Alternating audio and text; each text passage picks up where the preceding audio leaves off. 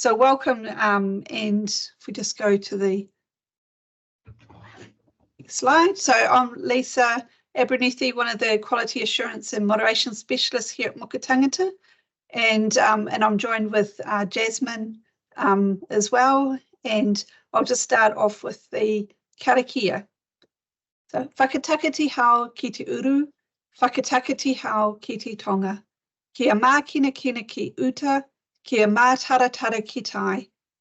Ihe aki ana te atakura, te tio, he huka, he hauhu, tihe, Māori ora. Right, so the next, so our agenda is that we're going to have the three providers and schools just go through their case studies. So the first one is National Trade Academy, and then after their session we'll have 5 minutes for any questions that you might have. Then Tūranga Ararau and Geraldine High School, and there's a couple of things that we'd like to share at the end. And this session has been put for an hour and a half.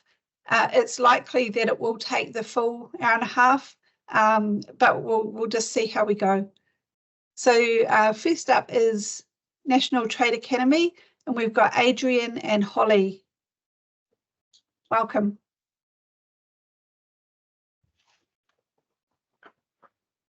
You see that? Yes. Good. Kia ora koutou. Ko Adrian Dempsey taku ingoa. So I'm part of the Quality Assurance team at National Trade Academy. And with me I've got Holly. Hello everyone. I'm Holly, the Level 3 Animal Care Tutor for the full-time course. Yeah, we're going to be talking about our assessment practice today. Okay, so I just thought I'd start with a bit of context about National Trade Academy.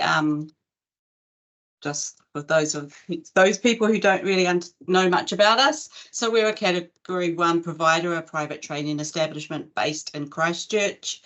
We've been offering land-based training since 2000, and our focus areas are agriculture, equine, horticulture and animal care. So we have a range of different courses and programs. So we have quite a few full-time programs in these areas. We've got a substantial number of trade academy programs and students enrolled in those programs. And so we work quite a lot with secondary schools there, and also with our STAR courses. And we also offer some industry short courses, so in areas such as chainsaw safety, ATV, quads, that sort of thing. So yes, as I said, we're based at McLean's Island Road in Christchurch. So if you know Christchurch, then we're near Oranga Park. And we have a variety of facilities on this location. So the ARIA Riding Centre, the Farm Educational Park, the ARIA Nursery. We've got a couple of large runoffs which we utilise for training, stockyards, machinery, and hay shed, etc. And I just wanted to talk a little bit about some of those main areas. So our Orion Riding Centre is a fully integrated equine environment, and it was one of the first established programs at NTA. So it's a commercial riding centre, so it's open to the public, and it offers, but it also offers practical day-to-day experience for our learners who are enrolled in our programs. So just a bit of background. So we've got stables, horse yards, show jumping areas, dressage arenas, horse float, all those things that our trainers need to get their industry experience. So we have our Level 2 programs, so Trade Academy, and we've got a full-time program. And then we've also got the Level 3 equine skills, Level 4, and an equine coaching Level 3 program. And so, you know, our students, it's fully integrated with our training. So, for example, in our Level 4 program, our learners are actually allocated a horse to look after throughout their program. So as part of the GPA requirement of care and manage for horses in training, for example, and they often complete their work experience at the Orion Riding School Centre. Sorry. We also have the Orion Farm Education part, and we've got quite a wide variety of animals there, and some, you know, not unusual animals, perhaps, so llama and alpaca, etc. And we have we offer trade academy programs, level 2 and 3, vocational pathways, and also our national New Zealand certificate in animal care, which Holly's going to talk about. We also have our commercial nursery, so Orion Nursery. And so again, that's also a fully integrated training area that has all the things that our learners need to access in order to gain that industry experience. So propagation area, glass houses, etc. So it allows that practical hands-on training to complement the theory. And we've got trade academy programs there, so at level 2, so the primary industry skills and youth guarantee. We've got a level 3 program, the general, and we've also got the stranded programs in landscape construction and nursery production. We've also just talk a little bit about our agricultural programs. So probably the main one is the primary industry skills level 2 program, and we have quite a variety of different groups accessing that program, from Trade Academy to SAC funded full time, and they might look at different strands. So within agriculture, and we have international cohorts that work through, and they're actually focusing on the dairy strand. And so they do work through that program and then go on to work in industry. And as an aside, we also have an English language academy, and we have we have a training scheme with pilot training that is subcontracted to New Zealand Airline Academy in Oamaru. But the focus today will be on the land-based training. So a little bit about our learner cohort. So as I alluded, we do work quite a lot with schools, and we have a large number of students enrolled through our Trade Academy program, so the dual enrolment program. So that does mean that in terms of the makeup, the nature of our learners, most of them are in the under 25 age range, and actually in the under 18 age range. So therefore, we have quite a diverse learner population, and that means that we need to have awareness of the varied support requirements, whether it's neurodiverse, behavioural, maybe mental health and anxiety.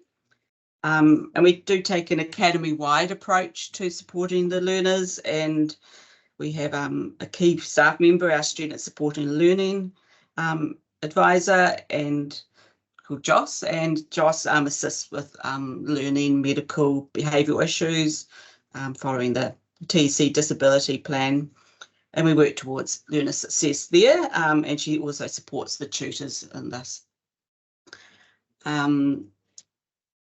Also, we have quite small class sizes, so the main ratio is 1 to 10. So as you can imagine, a lot of our training, well, some of our training is quite risk-based in terms of machinery and equipment, and it does allow our tutors to get to know their learners quite well. And there's there is a team approach when they're out there working alongside our learners. So, for example, in the equine area, they might be out there mucking out as well alongside their learners. So, that's quite a good leveler, and it allows that sort of engagement. And we do tend to find that learners can transfer through programs. So they might go from Trade Academy or a level 2 equine program to level 3 and level 4, and also do the coaching. So we do get that quite a long time to get to know our learners and where they're at. So now to the assessment practice. When Lisa contacted me, I sort of sat down. I'm quite new to National Trade Academy. I've been here since July last year. So I sort of thought, well, what do we do that, might be considered best practice? And these are the 4 sort of principles that I thought sort of stood out to me in terms of the time I've been here and what I see. And so that the assessment is integrated, scaffolded, authentic and repeatable. And about that, I'm going to hand over to Holly, and she's going to talk you through those things in relation to her program.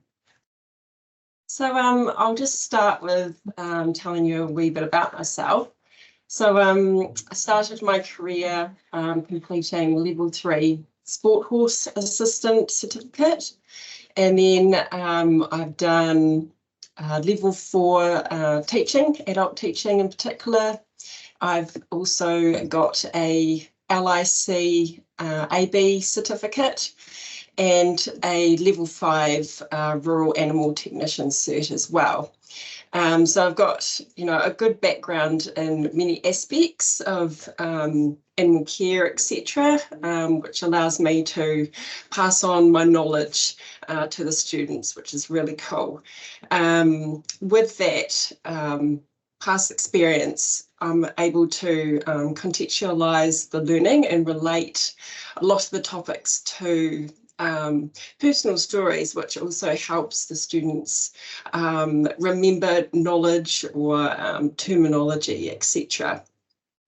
So I wanted to start off talking about the theory aspect of the learning outcomes, and basically in my day-to-day routine, we start off with learning the theory in the morning. So we go over the workbook, highlight key terms,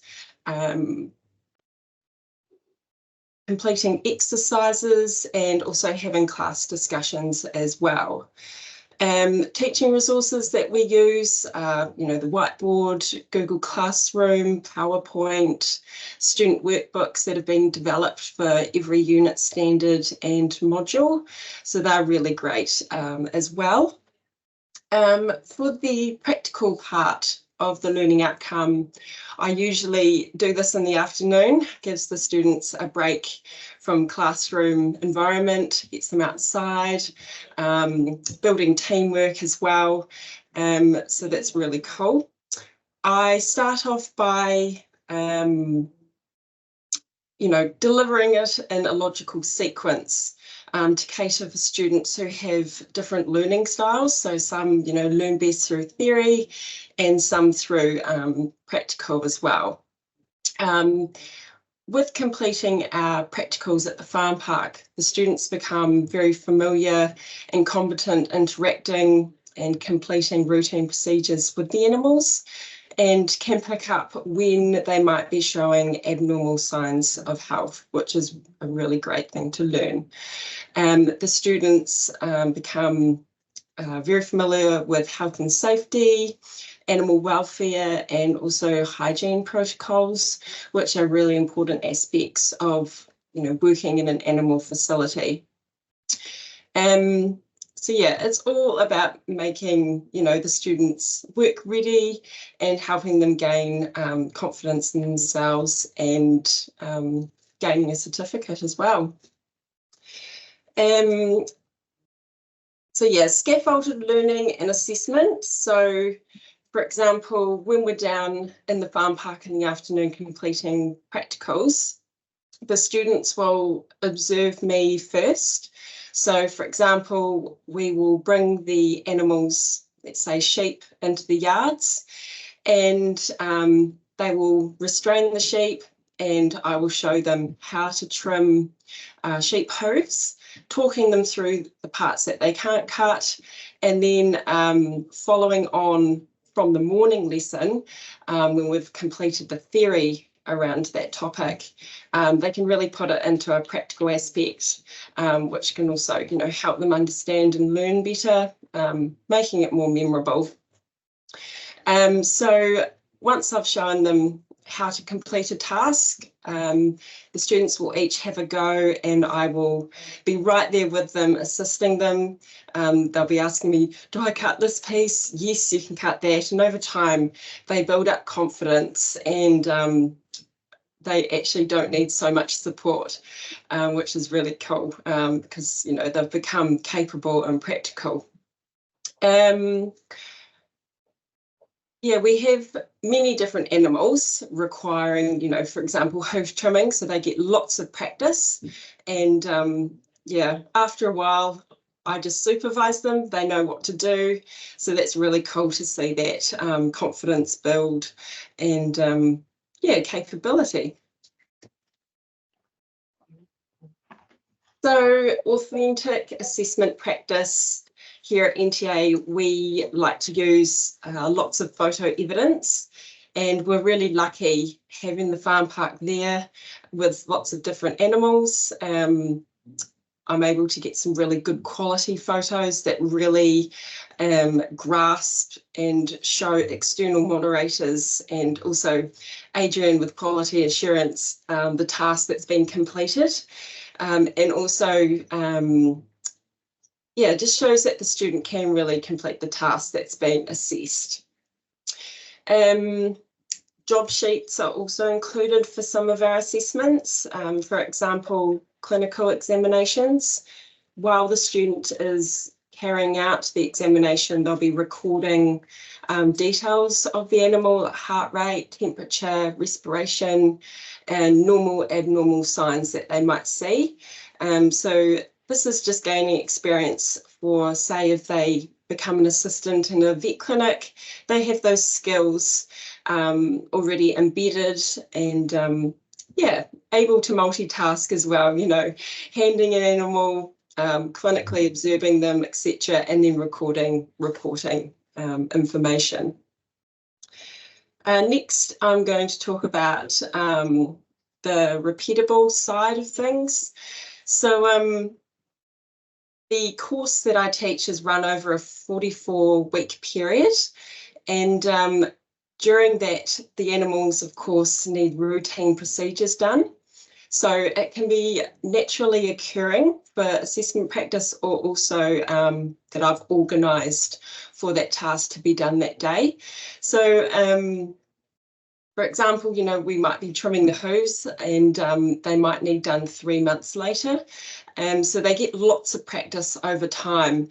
And even though at the start of the year when we've completed it and they've showed competence and they've passed the assessment, later on and as we go through the course, they can also build on that, the skills that they have, and become even better, which is really great.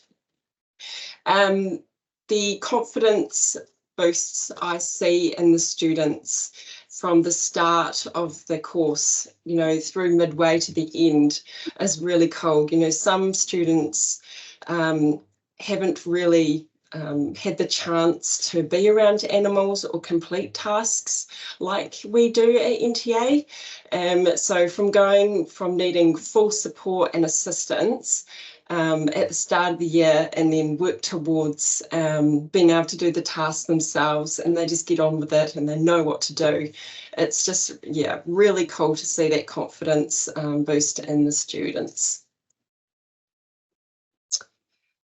So work experience, this is an aspect of the course.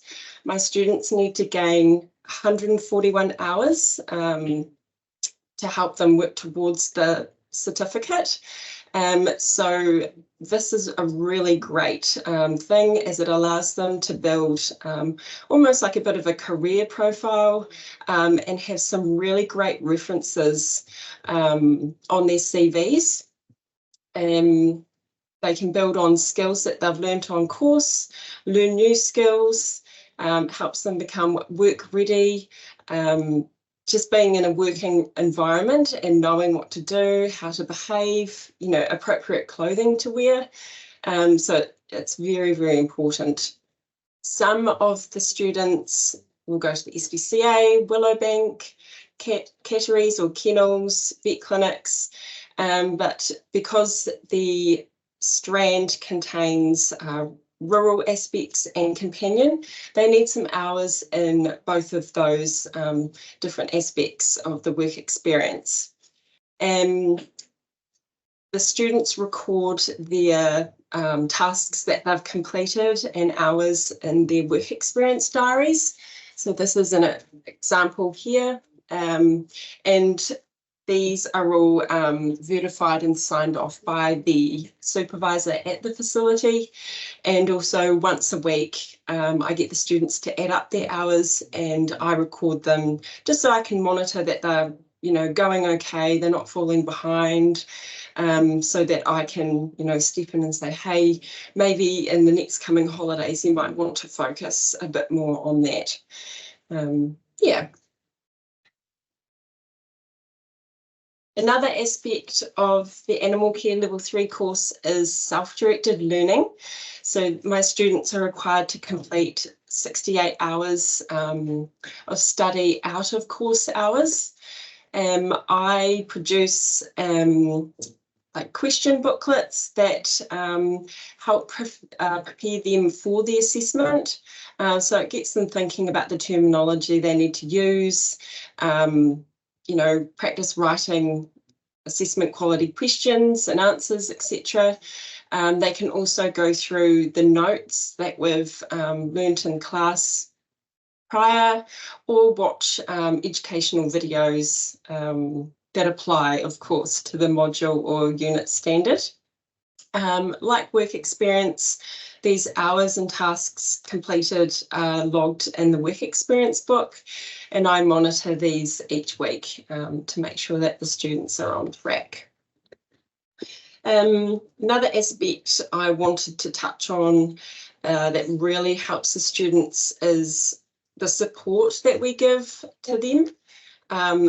Joss, like Adrian touched on, pastoral care, she's really great, you know, medical learning and behavioural issues, and supports me a lot, gives me skills and knowledge that, you know, I might not have come across before, and yeah, assists me to help the students better.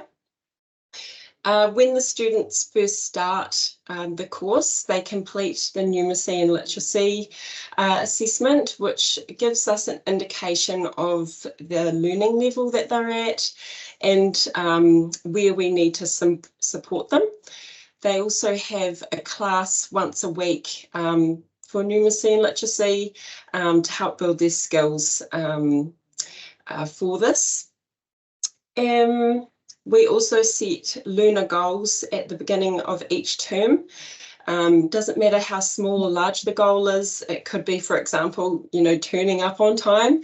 You know, this is really important in a working environment. So it's just teaching them, you know, time management, things like that.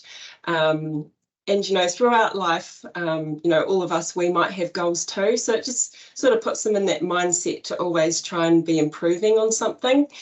So that's really great. The Arian Farm Park, we're very, very lucky to have this facility at NTA.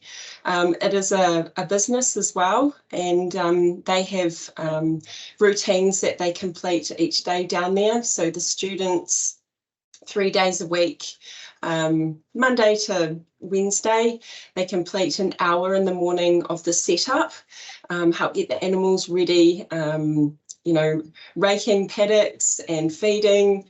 And I also help the students with these jobs as well. I think it's really good as a tutor to set an example for the students. You know, some of them don't understand, you know, work ethic and things like that. So it's really good to get in there and set an example for them. They also do a pack up in the afternoon, putting animals to bed, tidying everything up, ready for the next day. The students, they interact with the public who pay to come and visit the farm park. So it also improves their social skills as well, which is really important for becoming work ready, I should say. One last thing, the tutors hand out some forms for tutor and course evaluations. So this feedback is really important for us. I can adjust the way I teach, or, you know, if one module was taught a bit too early, they needed to build on a few more skills first, I can change this round to help better their learning experience. So yeah, I think, yeah, thank you. Thank you so much, Adrian and Holly, providing your case study. I think some of the things that stood out for me was the scaffolded learning, you know, doing the theory in the morning and then doing the hands-on practical stuff in the afternoon to embed all that knowledge is a really great practice, I think. Your importance on authentic evidence, so I know taking photographs is a bit of a bone of contention for a lot of providers, but it does help with context, and it can be a great tool, I think. Also having the job sheets where the learners fill that out themselves in the diaries, they can, take photographs and put it into those as well, which is also really useful. The repeatability part of it, using naturally occurring evidence as going, and over a period of time, over several months, they've been practicing, and you, as the tutor, you're seeing them putting it into practice, and you know that they're competent at the end. I think that's really important as well. Being able to go in and do work experience. You've partnered with some really good companies out there, and I think that's, it just shows that NTA has a great reputation in the Christchurch area for you to be able to partner with those organisations. The level of support that you provide to your learners as well, using Joss, who is really passionate about what she does, and having met her, I know, she really does care about building up people, especially around the literacy, numeracy, and I know there's some challenges around behavioural issues sometimes. There's school kids that don't really want to be there, and just working with them to, make something meaningful out of the training that they're getting, and also being open to feedback, getting the feedback from your learners, and being able to adapt your sessions based on what is working and what's not working, I think is really great practice. So really appreciate you being able to share that with us, and just wondered if anyone has any questions that they'd like to ask Adrian and Holly before we move on.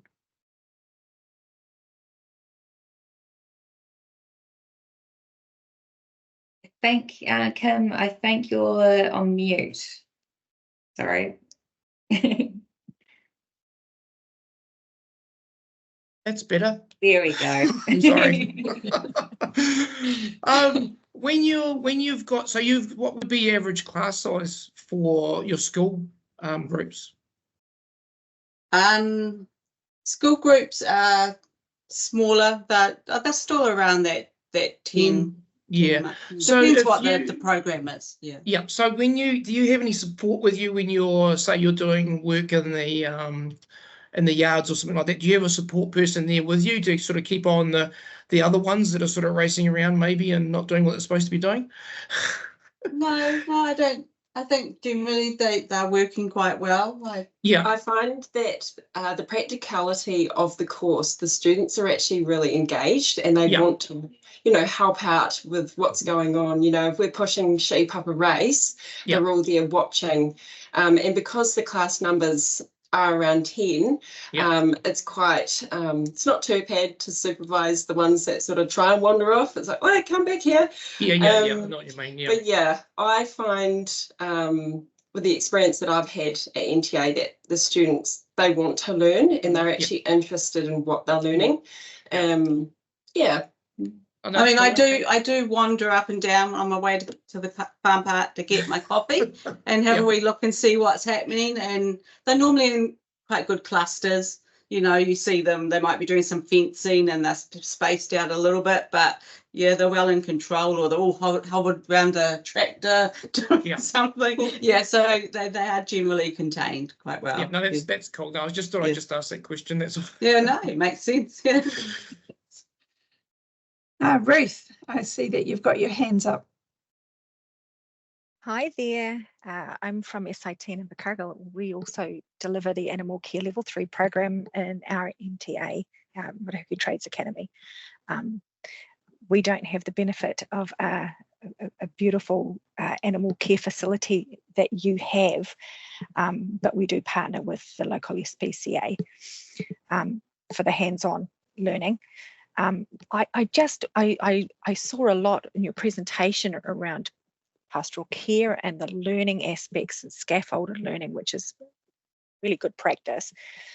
What can you add about assessment? So like best practice assessment, when you were, for example, doing practical activities with your akonga, how do you capture that evidence, and how do you do it in such a way that other akonga are not benefited by seeing what another student might be doing?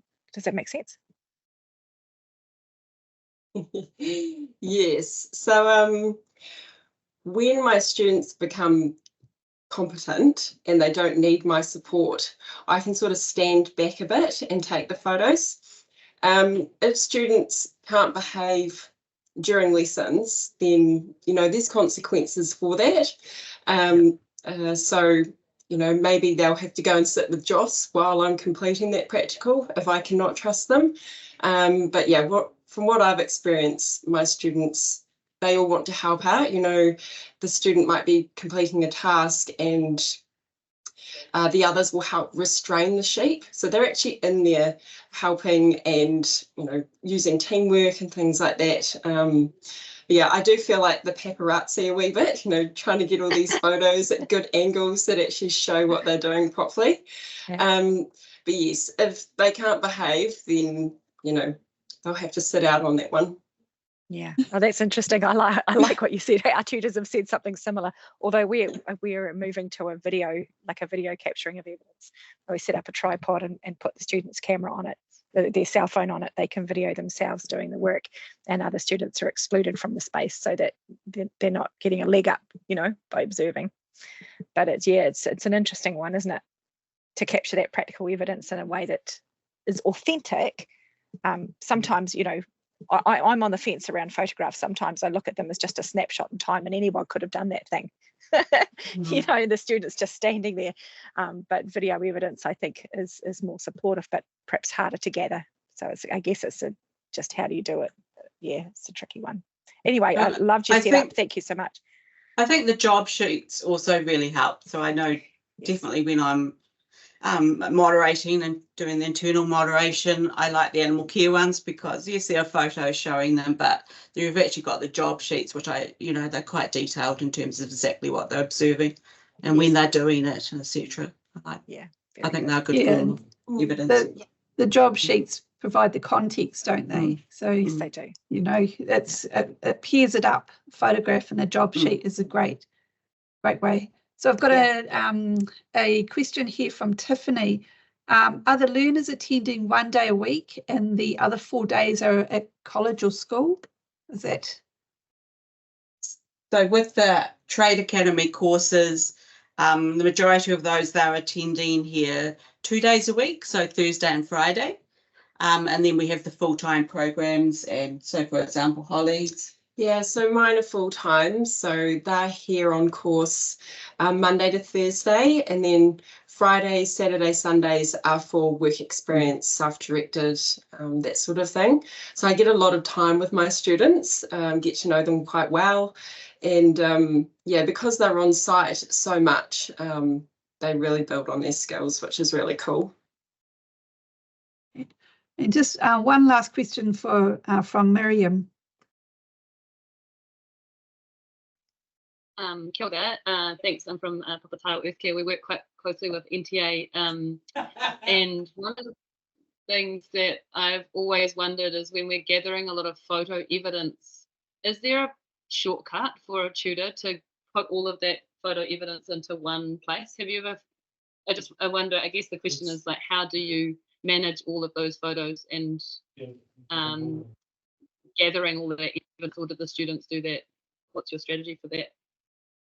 So I like to take photos on my phone and I move them to my animal care album, and then I go through the photos and find the ones that really capture the moment, and delete any that aren't really usable. That cuts down the photos a lot. Sometimes I end up with 800 photos in the album. So yeah, making sure I'm selecting good quality, and then once I've got those, I email them to my work email, and then I can pop those onto a Word document. I like to have 4 photos per page, so that they're big enough to, show what they're doing. They're not just tiny little pictures. And I will put a phrase underneath the photo, drenching a sheep or trimming a rabbit's nails, just in case someone didn't actually know what we were doing. But yes, yeah, that's what seems to work for me. And yeah, I think it's all right. Also, Sarah from Geraldine High School's got a really good tip for photographs as well, and she'll share it in her presentation shortly. So we'll move on now to Henry and Kat from Tūranga Ararau. You guys ready to go?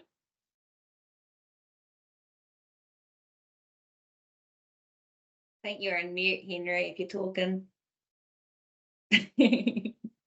Yes.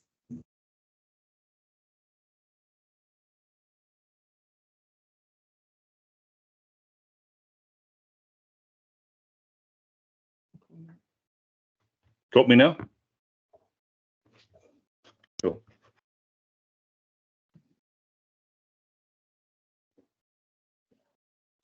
Is my PowerPoint coming through? It sure is. Oh, cool. Kia ora koutou. Nau mai haere mai ki te kōrero o Tūranga Ararau. Ko Henry Mulligan toku ingoa. Ko kai whakahaere o te ropu ngahere ki Tūranga Ararau. Nō reira, tēnā koutou, tēnā koutou, tēnā koutou katoa. Yeah, just getting straight into it, I think I probably need to give a little bit of background about myself and how I all fit into this scheme of things. So, as I said, my name is Henry Mulligan. I'm the Forestry Training Manager at Tūranga Ararau. My dad is Ngāti Pirou from the East Coast, and my mum is Runga Whakata. And you'll see that Runga Whakata is one of the affiliates to Te Reunganga or Tūranga Nui a Kiwa. I've got a wee bit of a good long connection into our forestry industry. My dad was a forester from the mid-1960s until the Forest Service was sold in 1986. I've got 2 older brothers that also went into the industry, and logically I thought I was going into the industry straight away, but my dad had other ideas. He made me stay at school, and I went through Gisborne Boys High School and then on to the University of Auckland, where I have a Bachelor of Arts degree majoring in history and English. But being a clever rooster that I am, I started in forestry in 1992, so I started in Rotorua. So to keep away from my dad, because he wasn't too happy about me going into our industry, I didn't come all the way home to Gisborne. So my first job in the industry was pruning trees. That was in 1992 in Waimahia Forest, compartment 666, on Kaingaroa Forest along the Napier Taupo Highway. And I did that for 4 years until I was offered the opportunity to manage a silvicultural crew with the contractor I was with. In 1996 as well, I had the opportunity to become a registered forestry trainer assessor with LFITB. And that's my first connection to forestry training. So I acted as the forest trainer for our company that I was contracted to until 1999 when I moved to Napier and worked for Carthold Harvey Forest. I was there until 2002 when I came home and started working for Tūranga Ararau. So I've been with Tūranga Ararau for going on to 22 odd years. So I've been around for a wee while. So in terms of coming home, I guess I'd probably need to talk about who Tūranga Ararau are. So Tūranga Ararau is the training and education arm of Te Reunga o Tūranga Nui a Kiwa, or TROTAC, and we're owned by the 3 local iwi here. So Tai Tanga Mahaki, Rongo Whakata, which I affiliate to, and Ngāi Tamana Hiri. So those three iwi give us our purpose, our focus, and our intention of everything that we do at Tūrangararo. Tūrangararo is only a small part of a bigger organisation. So at the centre, you can see Te Turanga Nui a Kiwa. They're a parent company or parent body. And right at the bottom is Tūrangararo. So we're a small part of a bigger whole. And towards the right-hand side of that is where I sit at the Rupani Forestry Centre. So I'm a smaller part of the bigger whole. But the idea of this, well, I guess the strength of this structure is that we get our purpose, our why, through TROTAC or through Turanga Nui a Kiwa. The idea is that we're here to, I guess, serve our people. So we have a couple of mission statements. So our mission is kai whanmana te iwi ma te matatau I roto I ngā āpuranga, empowering iwi through responsive learning. So everything we do here at Tūrangararo is aligned to helping our people come through. So our strength is that we are directly owned and directly accountable to our iwi. So we always have to refer back to our tikanga iwi. So everything we do here has to align to our tikanga. Our focus is on our people, and we're seeking quality and who are seeking quality and relevant learning.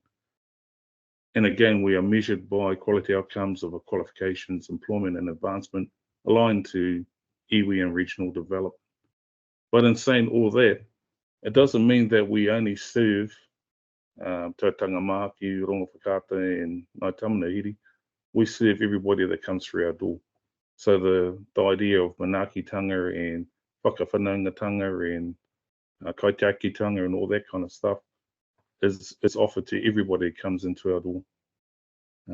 So as I was saying, that I'm only a small part, or the rōpio I look after is only a small part of a greater whole. So my presentation today is going to be more focused on the forestry training we do here, and that's what I manage. So our forestry programs, we have two at the moment. The generation program, which is focusing on forestry operations, which is forest establishment, forest silviculture and forest measurement, and then forestry harvesting. Last year we started Whakatupatanga Ngāhere, which is aligned to the New Zealand Diploma in Forestry Management Level 6. So we've got our first cohort coming through. They will graduate in March next year. So the idea of the diploma program is extending the opportunity for our people that come into our organisation to become forestry managers or supervisors.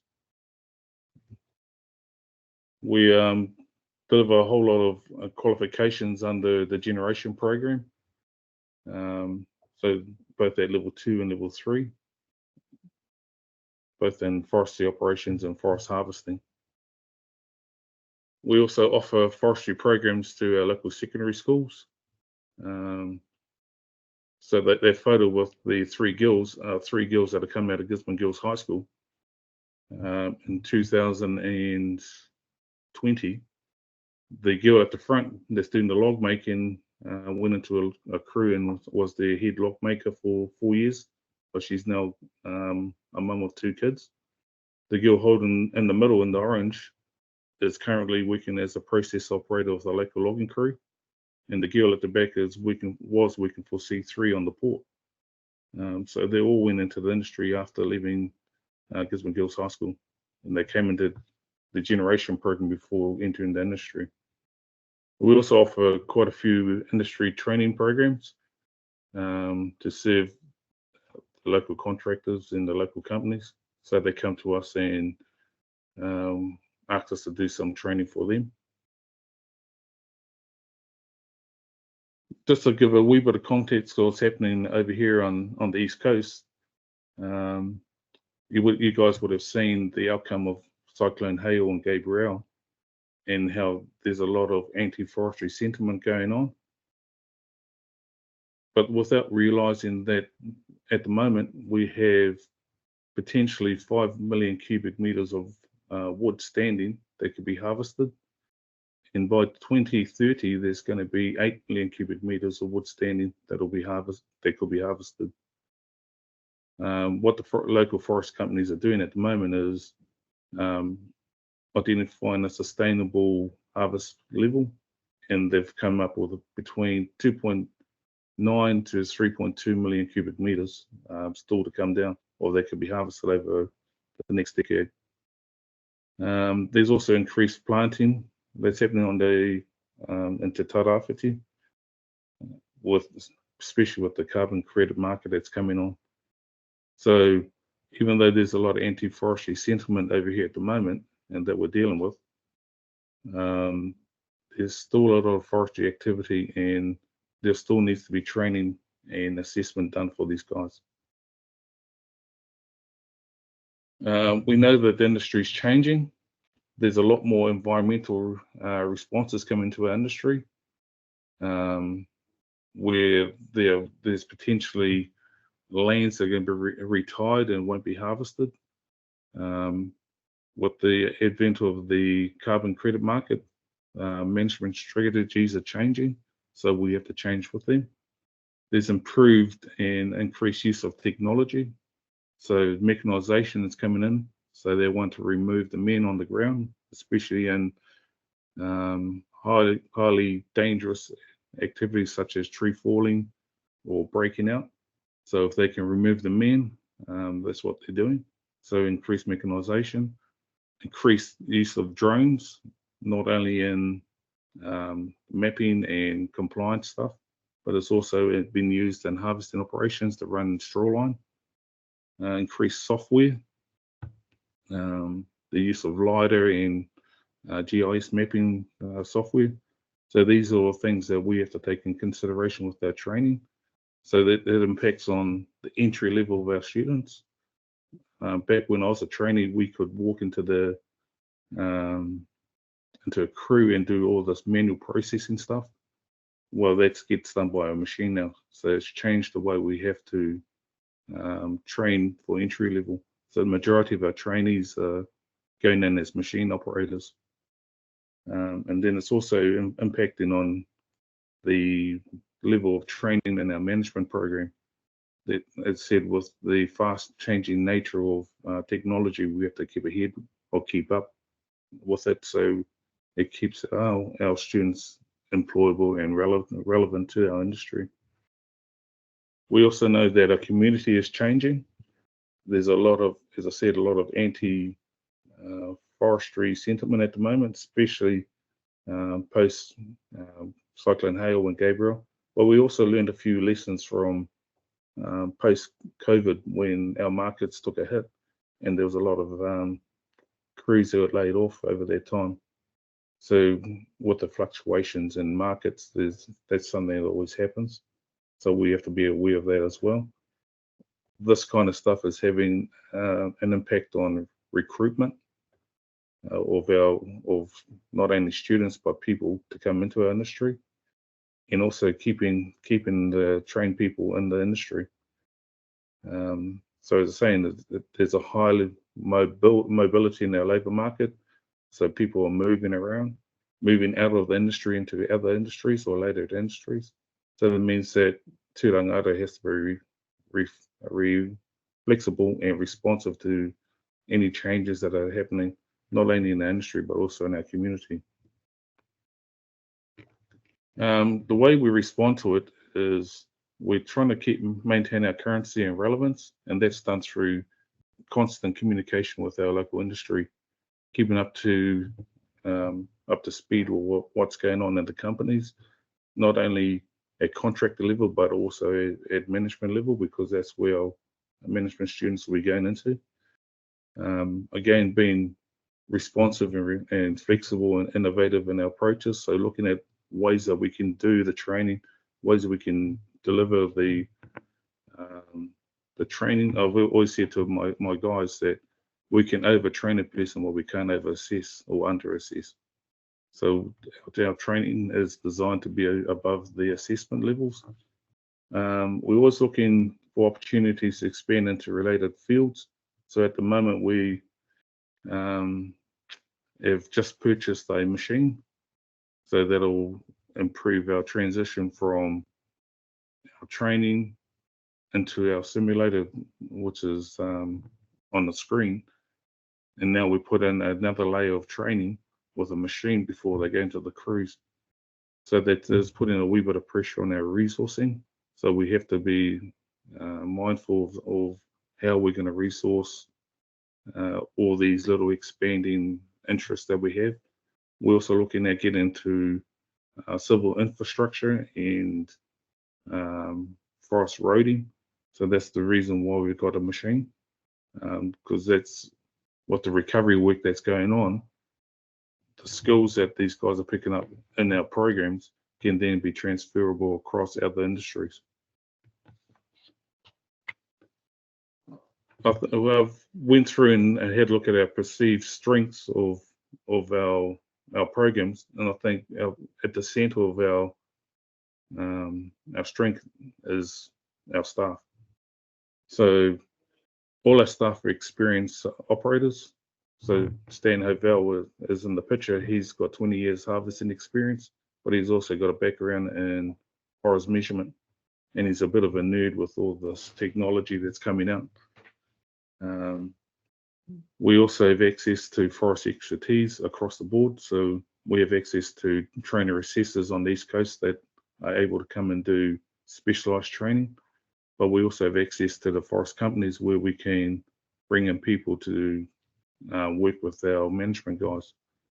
And I think the connection to the local industries is key to making things work. We also have a clear identity and purpose of why we are doing it, why we are doing these things.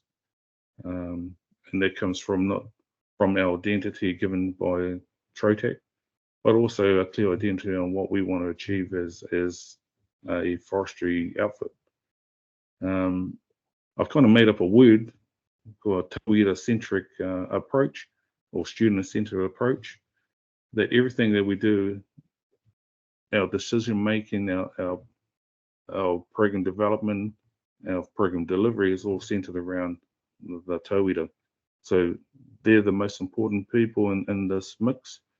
So we understand our identity as a organization. We also have clear parameters around the industry. So we know that we have to drug test all our students. We know that we have to take our students through health and safety inductions with the companies and the contractors. And the students are always informed that they have to do that. We know that we have to do risk assessments all the time when we enter the industry or into the cruise, and the students are exposed to all that. So their standards, they understand the standards of what is expected of them. But in knowing these parameters, the industry parameters, we also work with them to get to the level that they need to. So a failed drug test isn't immediate dismissal. We will work with them. We will walk with them through everything they're going through. As I said, our staff are the key. So a lot of our staff come from similar backgrounds to our tauira. Rough and ready, I guess, is what we can call it. So when we talk about manaakitanga or partial care, there's two sides to it. There's the help side, but there's also the reality side. So the line has to be drawn in the sand. If you can't make that line, there has to be an expectation that we can go somewhere else. So we'll help them with that as well. We understand a lot of models that are out, like Aku Mago, where the students at the centre for it. We understand the 4 pillars of the wharatapa whā, taha tinana, taha hingaro, taha wairua, taha whānau. We understand all that kind of stuff. So I think Holly said it when exemplifying the standards and setting the standards for our students in Murray, that comes back on our staff. So I've been fortunate we do have strong staff that reflect the standards or the expectations, and we can be flexible and responsive and innovative to our student needs. The potential weakness of our model, and I've thought about it quite a bit since I was asked to do this presentation, is that this model is reliant on our local industry being buoyant or being accepting. So out of COVID, our industry took a hit. Out of Gabriel, our industry took a hit. So that meant that we couldn't get access to forest sites for at least 6 months after the events. So that kind of had an impact on our training. Fortunately, after Gabriel, we were involved with the recovery work. So that the recovery work was done by our tauira, and they enjoyed digging silt and helping people and all that kind of stuff. It was a different kind of learning.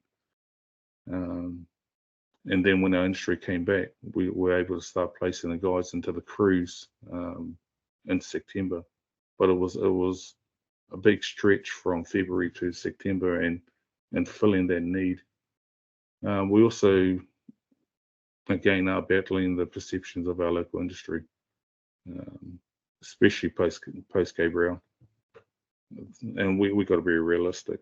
But at the same time, we're realistic with our training. We know that our industry is not going anywhere. And we're giving the tools for our students to manage the criticism. I thought I'll just chuck up a sample of a daily schedule that our students go through.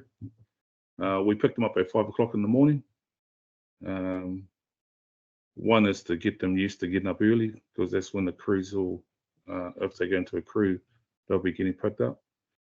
5:30 we do fitness trainings, which includes running Kairi Hill, which is a local hill here. We run the beaches, or we run the 3 rivers. So they'll do about 45 minutes of running in the morning. Then we go to the office and drop their gear, and then we take them to the YMCA, and they do either cardio or strength training. So they have dedicated programs given to them by their tutors. At 8:30 they go back to the office, and we supply them with breakfast and lunch. And if they're going off site, they do their lunch preparation then. At 9 o'clock we either do theoretical or practical training, and then we'll go to 11 o'clock when they have their lunch break. Then we're back in at 12 doing bits and pieces, and then we'll do a review at 2:30 about what they've done, and then 3 p.m. is a drop-off. These times, if we go to the cruise, these times will change. So if we're going to a crew, they start when the crew starts, and they finish when the crew finishes. So they're there all day. And that's just the way that we do things at Tangata. In terms of the assessments and all that kind of stuff, the majority of it is developed by, or in the management programs developed by us. So we spend a lot of time working with people to develop these GPOs and programs of studies. With our level 2 and 3s, we kind of have a reliance on competence, and we use their documents for assessments. I think that's it. I do have a video, which I'll try and run, but no promises. Where do we go? X step right. Oh, Oh. X this one. Yep. Stop sharing that one. Yep. Share again. Open video table. Open video. Oh, did I click it off?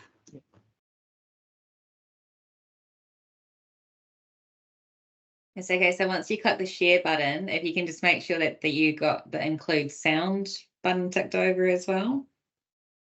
Exit one. Okay. Yep.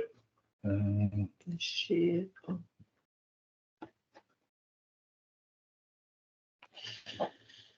Yeah. down below. Turn the plug. Share audio. Da, da, da, da. Share take screen. I think we're having a fail here. That's Oh. okay. Over here. Okay. Now go back to video down below. Yeah. Play it. Play it. Oh, Is that coming through? I think you just need to share it again. So if you click on the share button, I believe. Sorry about this, guys. Oh, there we go. try that. And make it big. Make it big. And play. We're getting there now. Oh, perfect. Yep, the video's up. Okay. Yeah. So this video is just a crew. I was up with a logging crew on Tuesday. So I asked them to take some footage. So in terms of gathering evidence and everything, our students are geared up with GoPros, but hopefully this works. Okay.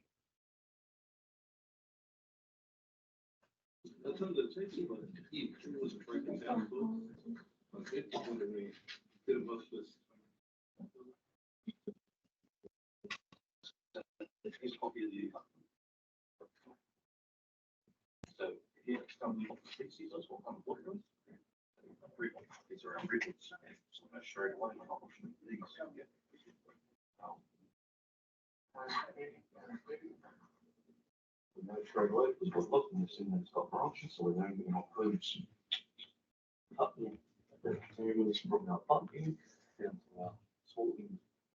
So these here are the fives on nights, but we don't have to. See how I said minimum sorting diameter? Small, minimal sorting diameter. So that's when we're checking how wide it was on the shortest point of that oval.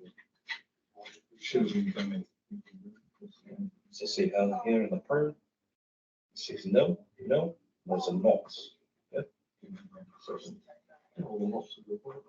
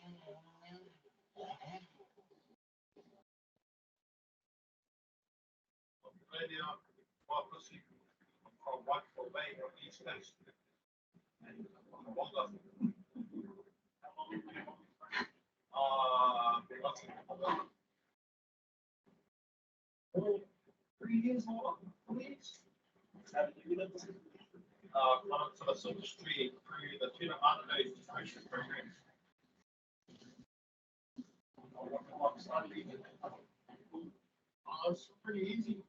It's an easy transition from the bookwork to operation. But I'll set up the operating bit.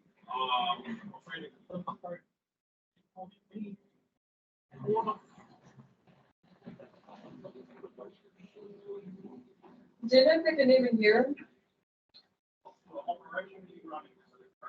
No, Henry, we might get you to stop it here. The video hasn't sort of played particularly well, but it was I let it play for as long as we could because it was a really great example of using a GoPro, and we couldn't really hear what was being discussed, but hopefully with Henry's permission, we'll put the video up on our website so you can view it hopefully and with better quality once we've got that up there.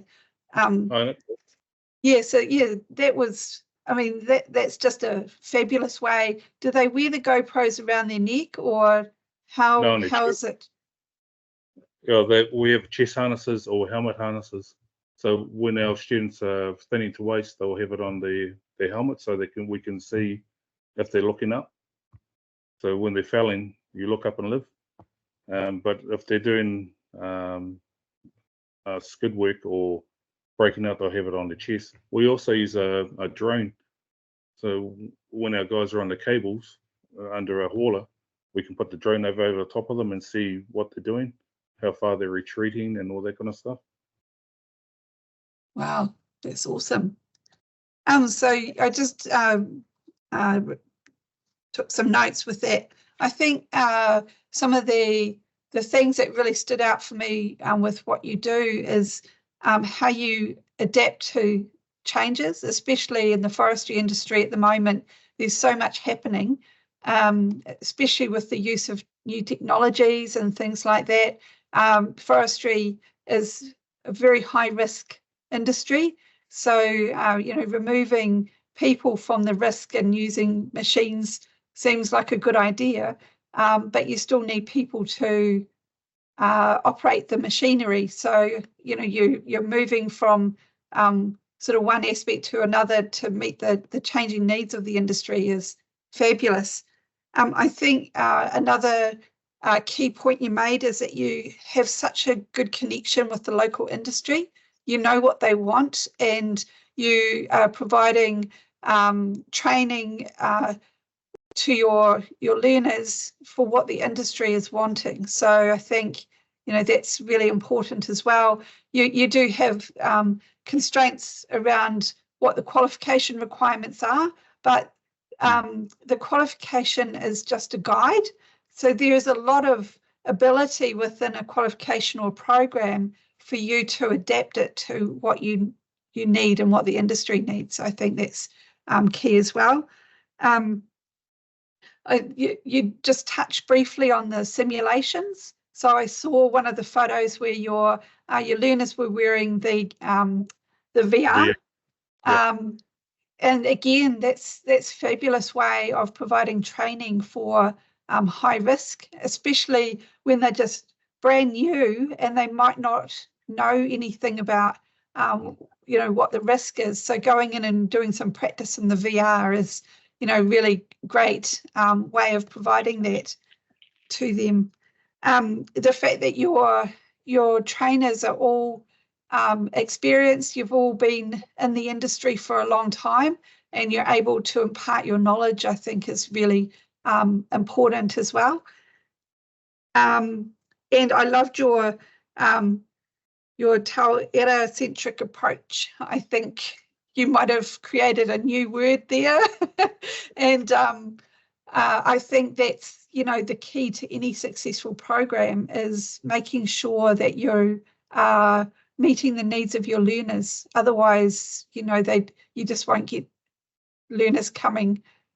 So yeah, I think that, and the fact that you provide the transport and the breakfast and the lunch and all of that sort of wraparound obviously doesn't work for everyone, but it's working for you. And I think that's, a really good example of, just meeting the needs of everyone. So yeah, thank you so much, Henry. That was really interesting. Just wondered if anyone has any questions for Henry at all. I see Ruth has made a comment about the use of GoPros. Great idea for evidence. And because I know, Ruth, you were just mentioning about setting up video on a tripod. So maybe having GoPros and the animal care might work well.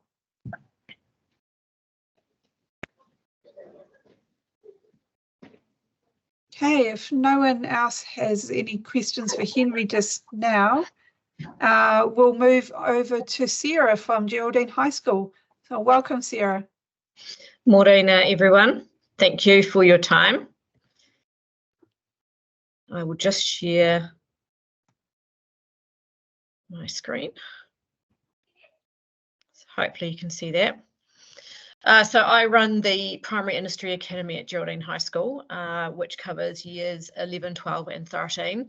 We are funded for 30 students through the Trade Academy, which comes under the umbrella of Primary ITO, and I carry about 44 across the 3 levels. Level 1 is 22, level 2 is somewhere around 17, and then the balance of level 3 can be anywhere from 2 to 10 students. My sort of intake of students covers farmers, students who live in town who have no primary sector experience at all, and lifestylers. So we've got a fair range, and then within that we have academic students who are on a university pathway, and then students who are going to go on farm or into industry, and then another group of students who just need some good practical skills, or me to sort of save them and keep them at school for just that little bit longer. Yeah, so it's big variety. We try and get lots of industry experience, and it's really about building an amazing CV, so that even if you don't go into the primary sector, you've got a whole heap of community involvement, employability skills, which is actually probably worth more than the actual credits that you've achieved. So for me, operating in a school environment presents its own challenges. So how do I determine competency when we're largely not in the workplace? So I kind of think of a few little things. Can they repeat the task again and again to the same level? And then relate it to industry. So while I do have each student has their own set of fence posts out in the field and their own fencing bucket with tools, because having to share resources then creates a set of management problems. So we need everyone busy, happy, good. So we do quite a lot of fundraising, and so each student's fencing bucket's worth around $1,000, probably, I guess. So we're using the most up-to-date tools, keep a breadth of technology. And so then the next question is to think about, well, actually what I'm teaching my students, is it actually worthwhile? Is it useful to industry? So we make friends with as many posh people as we can within the industry, and I get them in to offer advice, have a look at the students' work, give us feedback. So I guess the bottom line is, am I happy if my student puts this skill or task on their CV, and then can I guarantee their work? Because really then the buck stops with me, as their future employers see all these things. So they have to walk the talk, I guess is a good way of saying that. So how do I prove it? So you just see these little pictures. Is our assessment days are on farm, and the practice tends to be here at school. Fencing's turned into our big gig. We sort of morphed into this over the years. The students really like it because it's the #1 skill that my farmers require. In the days of time of corporate farming and specialised jobs, very few trainees are able to fence. And it's just a really nice measure of progression. It's all on you as the student. You can't blame anyone else. There's a whole lot of good character building that sits in behind it as well. So what do? We have logged hours for everything. So our course covers farm bikes and tractors, animal handling on farm, water supply. So it is as practical as I can possibly make it. Level 1 is largely based at school, with around 20 odd field trips around the place, just to open their eyes into different areas of the primary sector. Level 2 is on farm 1 day a week, plus we do a big adventure to the top or the bottom of the South Island to see industries that are a bit different for us. And we also have entry into the Silver Staples at Mystery Creek fencing finals. So we have a bit on, we run AMP shows and do heaps of voluntary work in and behind that. So all of those little bits and pieces are recorded and can add towards our evidence. The students do generated write-ups, so they have their own diary. And I guess I'll show you a slide of photos, but it can be death by photos for me. So I've streamlined it, and I think I've got it working okay now.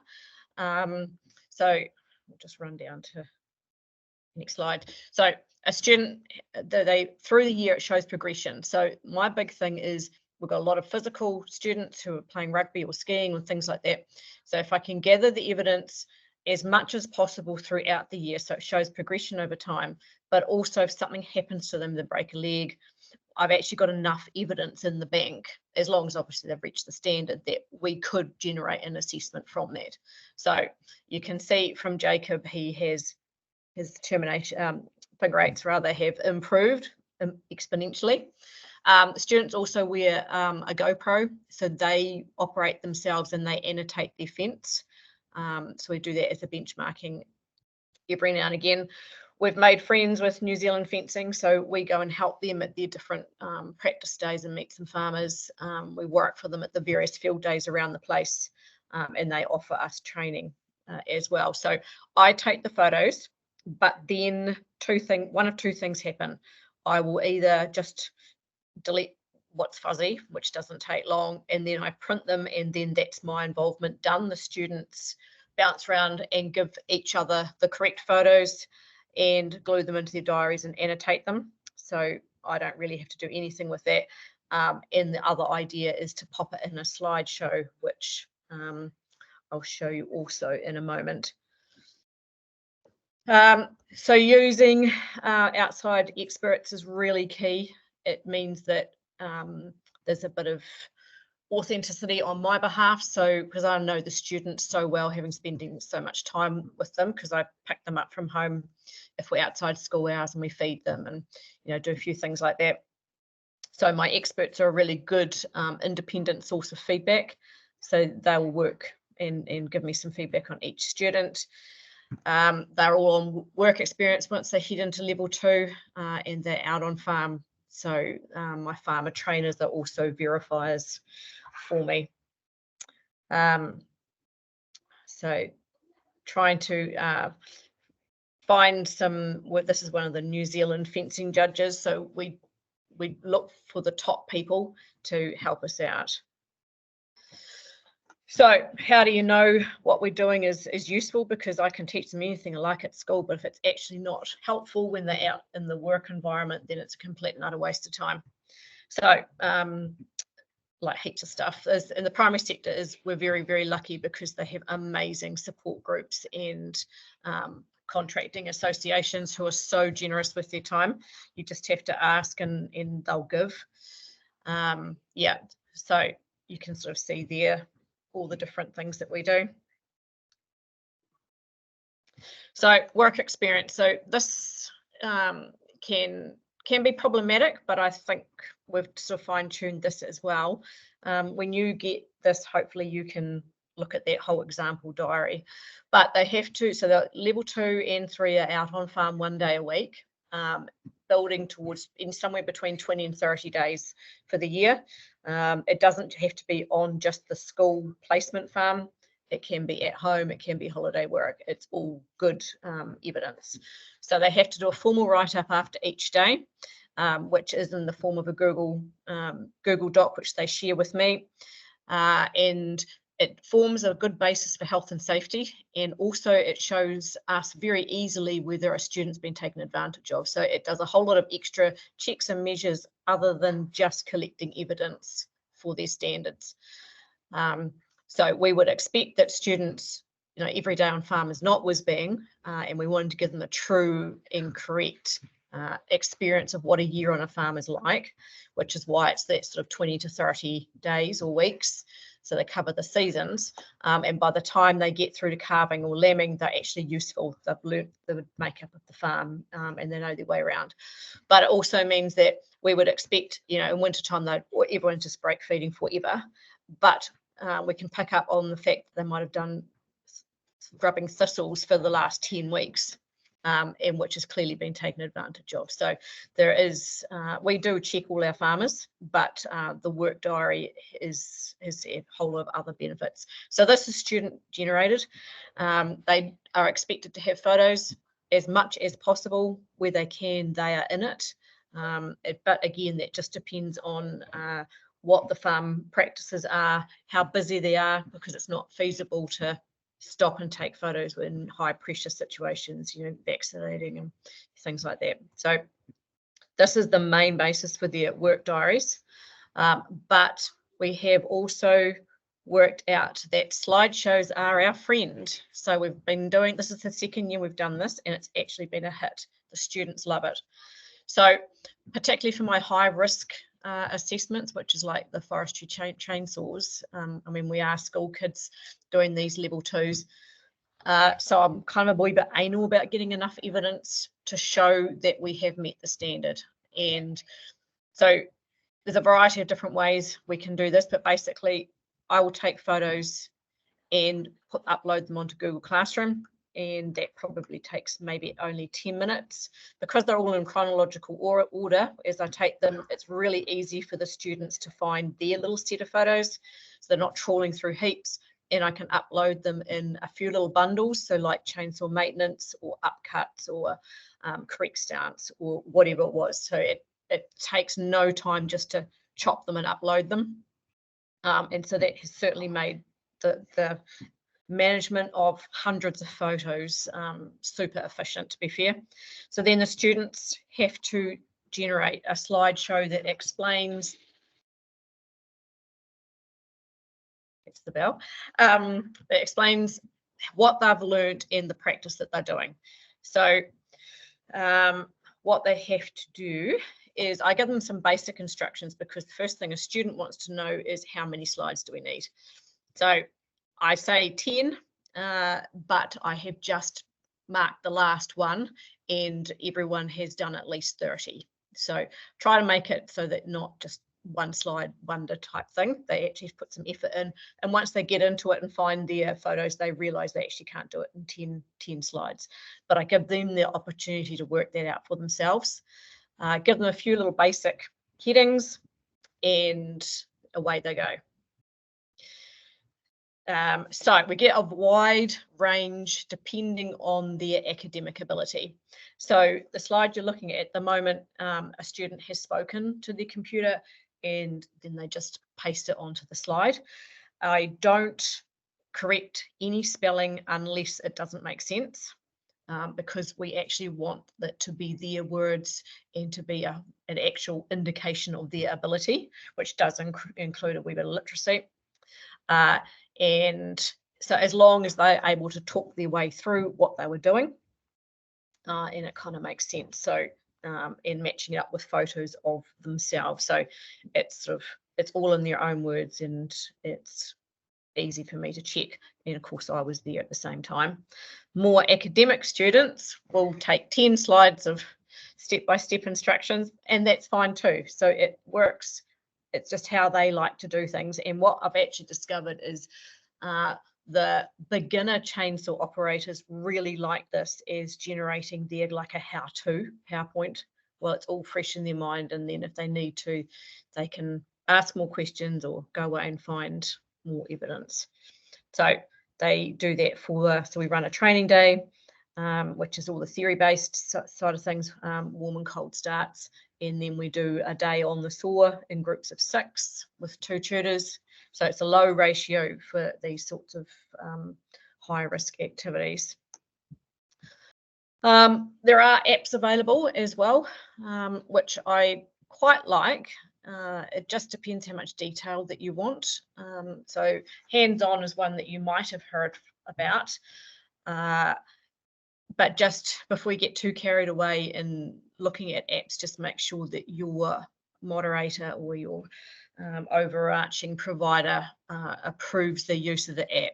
So I know that contracting businesses have used the hands-on app a lot. I did trial it, but for us it wasn't just quite at the detail that the moderators required for our on-farm activities. But basically what you can generate is like 30 seconds on your phone each day, tick boxes, and then you can generate season reports and yearly reports, which shows days on job, hours, and whatever tasks that you've done across various conditions and terrain. So it's set up at the moment for basically sheep, beef, dairy farming, fencing, and then everything you can imagine around truck driving and contracting.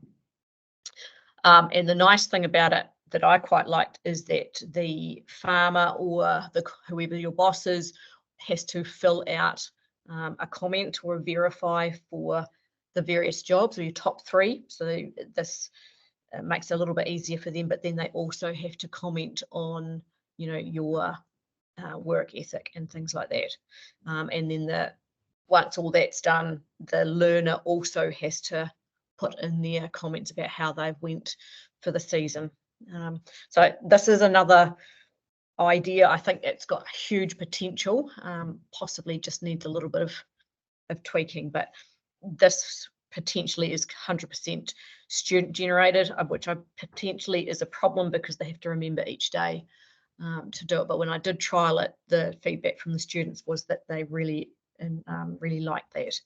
So I'm a bit long-winded, but we kind of use a whole heap of stuff because I'm just anal about being a school, and basically how do I prove all the things that I say that we can do. So yeah, thank you very much for your time. Thank you so much, Sarah. Sarah's known as a bit of a superstar in the school world for her approach.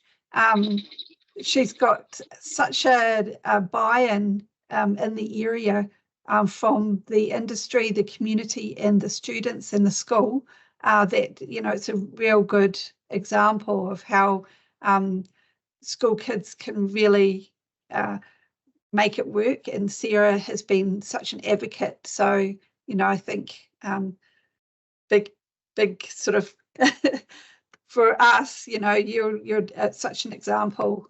And I know that we talk about you quite a lot to other schools and things. So just a couple of takeaways, because I know we're running out of time. I think what I got out of Sarah's talk was, you know, she's making sure that the students can walk the talk. She takes them to so many different opportunities, such as AMP shows, doing volunteering work, getting those outside experts in to talk and show what they do, etc. The evidence collection, doing the diary at the end of each day, and the slideshows, putting all that the onus back on the student to do that. And Sarah's providing the tools and the instructions, but the students are doing the majority of the work, and they're doing it such a good job of it too. I think your way of collecting photos and sharing them is probably a really good example of not creating too much work for ourselves as tutors, and again, you're giving them what they need for evidence, but then you're not having to go through and sort it all out for them. They can go in and pull out the irrelevant ones. Having the named boards, I thought that was a great example as well, showing that progression. That was, you know, really excellent. And also gathering the evidence throughout the year. So you're not doing all of this stuff during the year and then waiting on the final assessment at the end. You've actually got evidence in case something happens, and it's showing that the learner is still, you know, competent without having to potentially do a final assessment. So I've got a couple of questions in the chat here. So from Wendy, who's from Fruition, how do you collect feedback from experts? Is it formal or informally gathered? So it's kind of a yarn, because the more yarn, the opportunities just pop out of the woodwork. However, if they have, if it's feedback on a particular student, then yes, I'll ask them if we can record it, or so yeah, generally I would record that, especially if they're judging a fence. We'll GoPro their feedback as they bounce down the line, and then I always ask them, how can we improve? So that's a little bit of professional feedback for me from each of them each time. Right.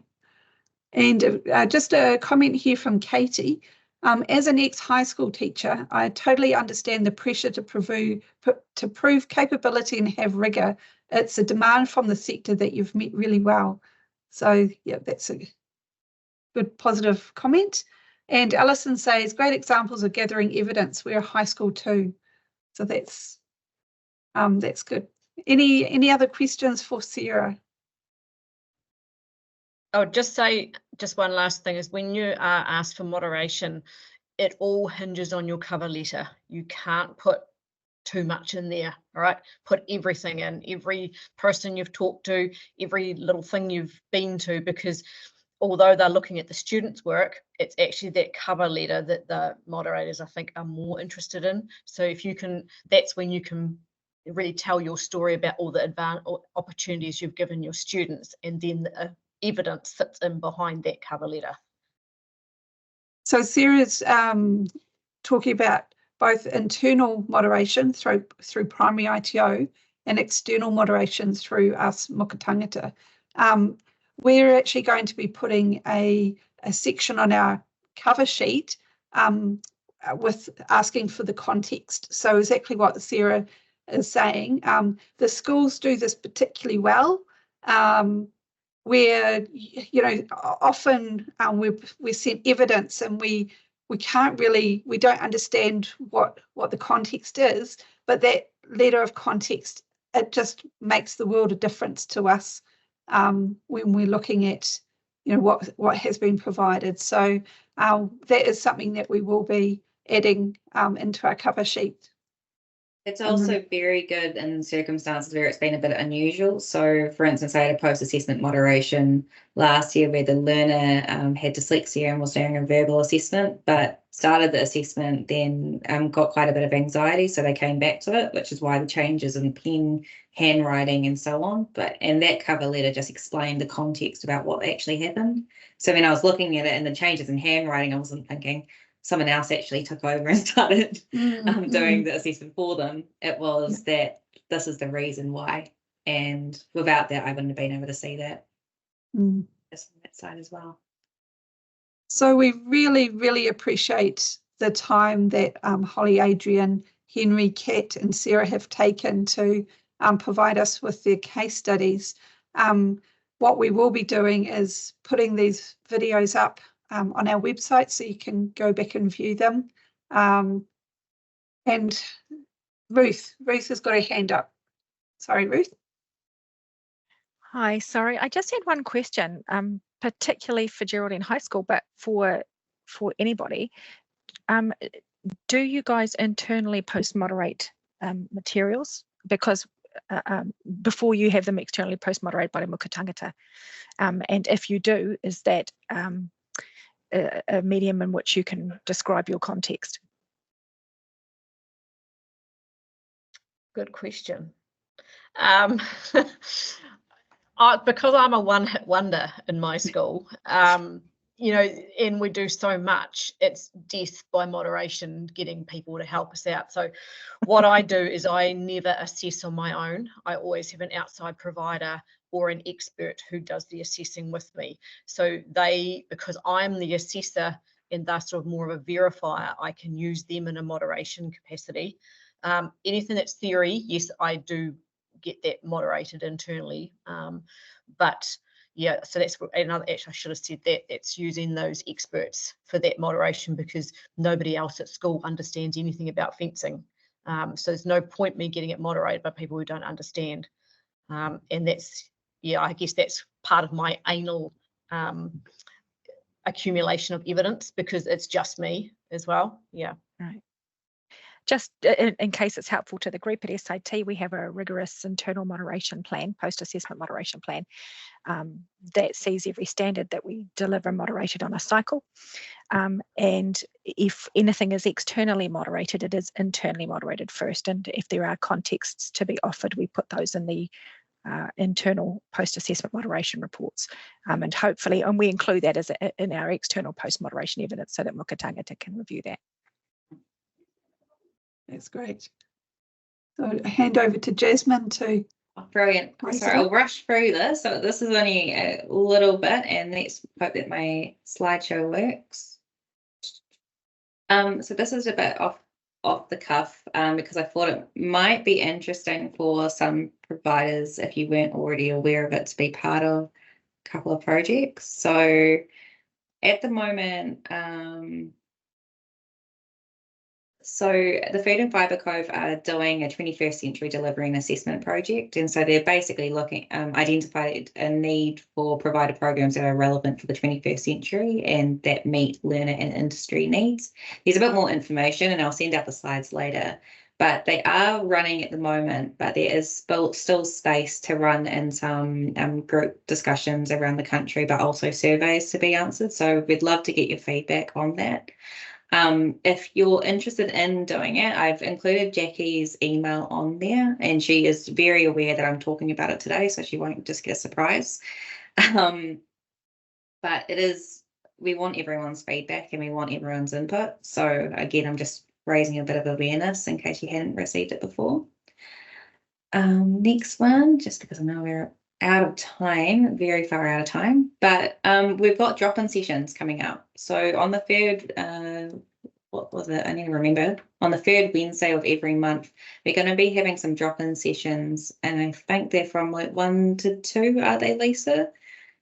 I was meant to write that on the slide, but I will also send out the link after the seminar, just to if you wanted to attend it. So if you've got any burning questions or anything on your mind, or you just want us to check something for you, then feel free to attend to those sessions. So how it will work is it will be either Lisa and myself or Damien and Rochelle running them, and it's just a bit of an open platform just to ask questions and queries. Okay, so I'll send out the link for that in case you're interested in attending, and I've also included on the side just our moderators who are available to help if you need anything. I've included our subject matters within that. If there's anything general, feel free to email any one of us. Email is usually the best because I know I've had issues with my cell phone. So email and I'll give you a call back. But yeah, I'm really, really glad that everyone attended, and sorry we went over time, but I was quite enjoying it.